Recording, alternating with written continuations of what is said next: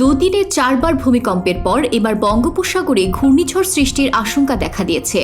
দক্ষিণ পূর্ব বঙ্গোপসাগরে একটি দুর্বল নিম্নচাপ তীব্রতর হয়ে সুস্পষ্ট নিম্নচাপ অঞ্চলে রূপ নিয়েছে, যা সোমবার আরও শক্তিশালী হয়ে নিম্নচাপে পরিণত হতে পারে। রোববার 23 নভেম্বর বিকেলে কানাডার সাসকাচুয়ান বিশ্ববিদ্যালয়ের আবহাওয়া ও জলবায়ু বিষয়ক পিএইচডি গবেষক মোস্তফা কামাল পলাশ এই তথ্য জানান।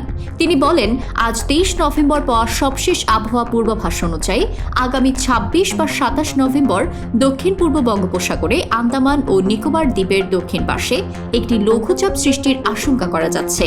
এই লঘুচাপটি পর্যায়ক্রমে নিম্নচাপ, গভীর নিম্নচাপ ও সবশেষে ঘূর্ণিঝড়ে পরিণত হওয়ার প্রবল আশঙ্কা করা যাচ্ছে।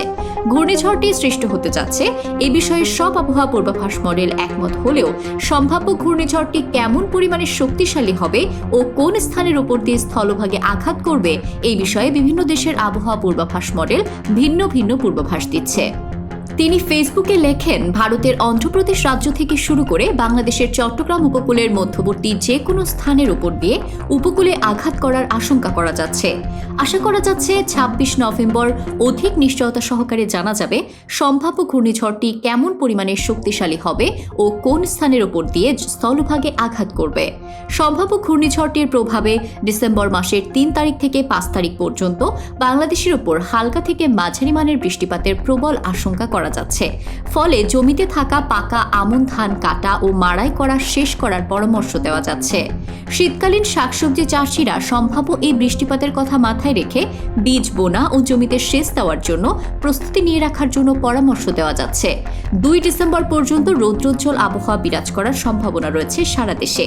সমুদ্রগামী জেলেদের জন্য পরামর্শ, 1 ডিসেম্বরের পর থেকে উত্তর বঙ্গোপসাগরের সমুদ্র উত্তাল হওয়া শুরুর আশঙ্কা করা যাচ্ছে। 1 ডিসেম্বরের মধ্যে উপকূলে ফেরার জন্য প্রস্তুতি নিয়ে রাখার পরামর্শ দেওয়া যাচ্ছে সমুদ্রে মাছ ধরা সকল ট্রলারকে। 30 নভেম্বরের পর নতুন করে সমুদ্রে মাছ ধরতে না যাওয়ার পরামর্শ দেওয়া হচ্ছে। সেন্ট মার্টিন দ্বীপে ভ্রমণ আবহাওয়া পূর্বাভাস, 1 ডিসেম্বরের পর থেকে উত্তর বঙ্গোপসাগরের সমুদ্র উত্তাল হওয়া শুরুর আশঙ্কা করা যাচ্ছে। 1 ডিসেম্বর থেকে 5 ডিসেম্বর পর্যন্ত টেকনাফ ও সেন্ট মার্টিন দ্বীপের মধ্যবর্তী সমুদ্র প্রচণ্ড উত্তাল থাকার আশঙ্কা করা যাচ্ছে।